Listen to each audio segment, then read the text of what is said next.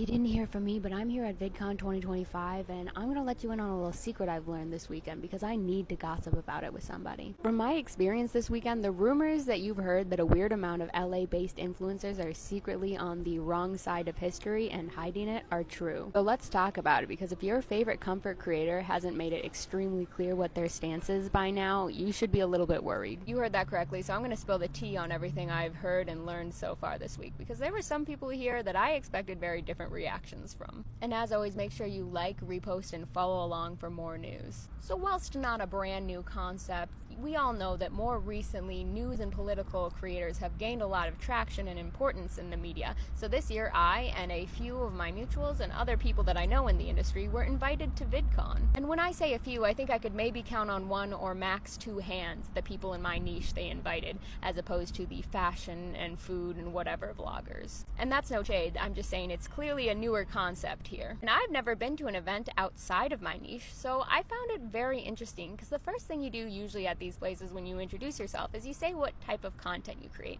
And the reactions I got were very telling. A lot of the reactions when I said news and politics fell very silent, or, gave kind of the generic, moderate response of, "Oh, that's really interesting, yeah.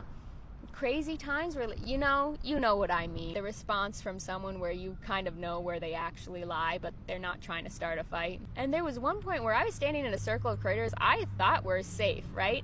And I mentioned what I did, and they all immediately started bringing up the fact that they've been avoiding going back to LA because of the violent riots and all of the chaos happening there. They were not referring to these as protests or anything. And everyone in that circle joined in on it, and I